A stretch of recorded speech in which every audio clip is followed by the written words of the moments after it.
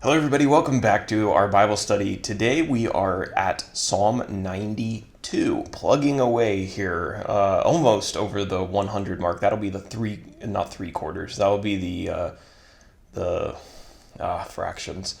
That'll be the 2/3 mark of Psalm, and then we'll be on the downhill towards Psalm 150.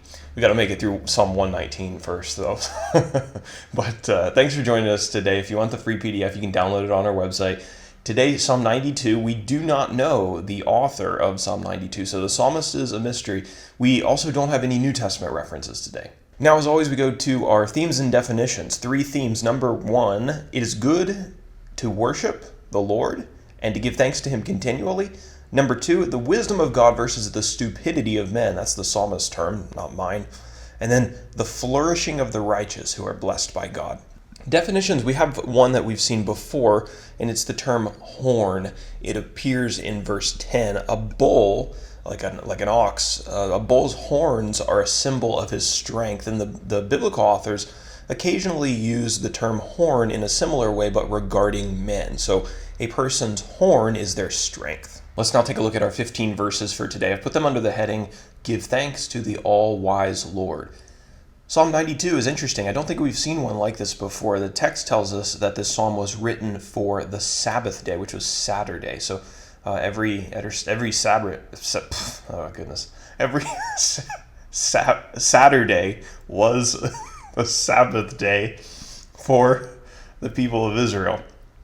And this psalm was written for the Sabbath day. Okay, let's move on before we mess that up again. The psalmist celebrated God. Oh, dogs.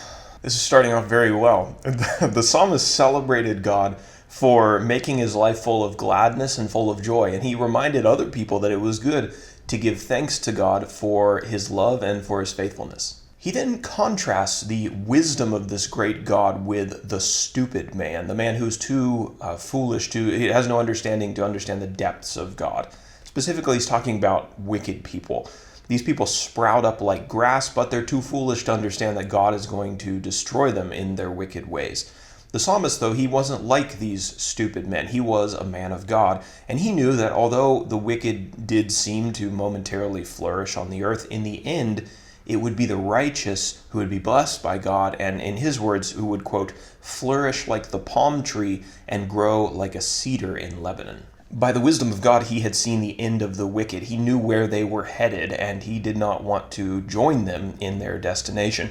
He chose instead to make his home in the house of God, where God strengthened him, anointed him with fresh oil, and gave him vitality into his old age. He planned to use that vitality to declare what is written in verse 15, namely, quote, that the Lord is upright, He is my rock, and there is no unrighteousness in Him. And so that is your quick 5-minute summary of Psalm 92. Now you know about the psalm for the Sabbath day, which is Saturday. We must finish off with our application. What are we actually going to take away from this text? You'll never run out of reasons to worship God. You'll notice that the psalmist was declaring God's love in the morning, and then in the night he was declaring something else, God's faithfulness. You know, every morning when we wake up, we have reasons to worship God. God has brought us through yesterday, and now He's given us a new day to live, and maybe He's woken us up in a place where we're surrounded by people that love us. Maybe we have breakfast on the table. There were things that He brought us through yesterday and promises that He kept and deliverances in yesterday that we can worship Him for in the morning.